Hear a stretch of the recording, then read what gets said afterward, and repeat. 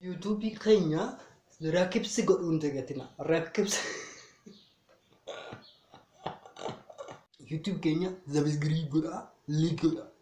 subscribe fi like gochuun tegatina har'a mata duree obsa jedhu irratti isin barsiisuu dhufee jira isinitti dhiyeessuu dhufee jira hanga xumuraatti like subscribe jechuu dhageeffachuu nu waliin tiraa daawwadhaa isin jedha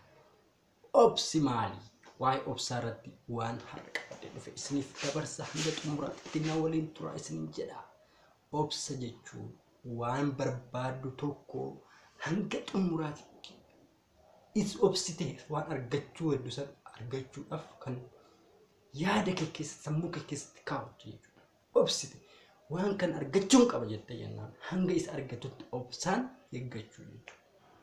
kanaaf jireenya ilma namaa keessatti obsi baay'ee barbaachisaadha maaliif yoo jette waa baay'ee deemte karaa hedduu deemte karaa fagoo deemte waan hedduu dalagde obsa dhabuu waan daqiiqaa lama keessatti obsa dhabuutiin waan dhabdu guutus kanaaf obsa qabaachuun jireenya ilma namaa keessatti baay'ee barbaachisaadha namni obsa hin qabne eessa gahuu hin danda'udha jechuudha kanaaf waan dalagdu waan hojjettu waan hunda keessatti obsa qabaachuun dirqama jechuudha yoo obsa qabaanne hin jirtu jechuudha aariidhaan waan guutamtu yoo ta'e waan hojjettu san waan kan osoo obsa qabaatee waan kan balleessitu yoo ta'e ati jireenya kee keessatti hiruudha jechuudha kanaaf obsa qabaachuun baay'ee barbaachisaadha kamiif fakkeenya isin yaa namni obsa hin qabne eessa gahuu hin danda'u aariidhaan kan guutame yoo ta'e eessa gahuu hin danda'u obsaan aannan goromsaa dhuguu jedhamaa miti ture kanaaf obsitee waan hojjettu hunda dalagaa hundarratti obsa qabaachuu barbaachisa fakkeenya tokko isin qofdha hanga xumuraatti daawwadhaa isin jedha simbiroota akkas tureedhaan simbiroon kun yeroo jalqabaatiif qillee buustee jedha qillee isin buustee kana qillee buustee waan isaa irraa hollaalte maalidha jettee ni wallaalte qillee hin dubbatu hin deemu dhagaa ta'ee taa'e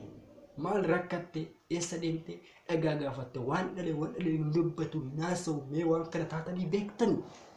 jettee dhagaa gaafatu dhagaan jalaa hin dubbanne maal jettee deebistee xiqqaan keessan hin guddatu guddaan keessan hin dubbatu ati akkuma waan dhalee kana taatanii jettee bira kuttee muka bira deemte muka gaafattee akkatti waan dhalee hin dubbatu hin deemu waan kana taatanii beektanii isin jettee muka yeroo gaafattu mukti maal jedhee deebisee fi mukti ani waa hedduutu na jalatti dhufee wal gahee na jalatti boqotee deema garuu an asii socho'ee deemuu hin danda'u waan kana waan beeku hin qabu mee deemti bishaan gaafadhu jedheen bishaan laga wayii garba guddaa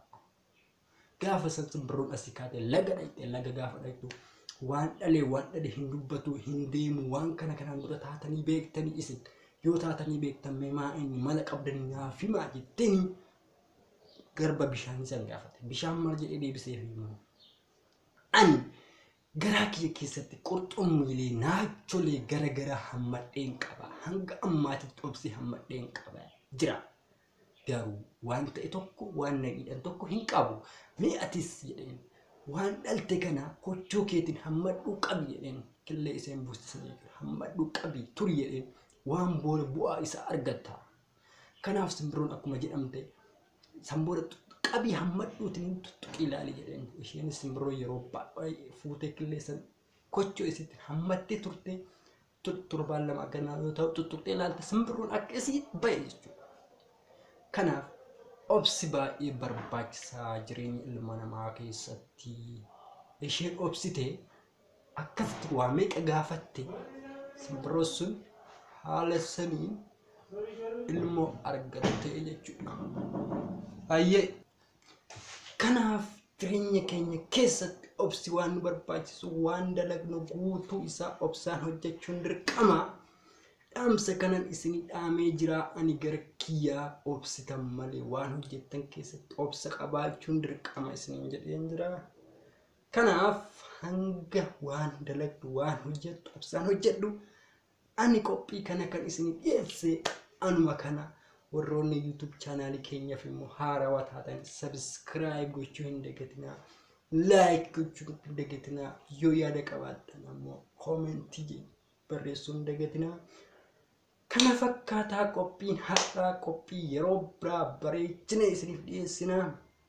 Har'a waan daawwattaniif baay'ee galatoomaa isiniin jenna. Tikkummaa channel filannoo keessan godhadhaa isiniin jenna.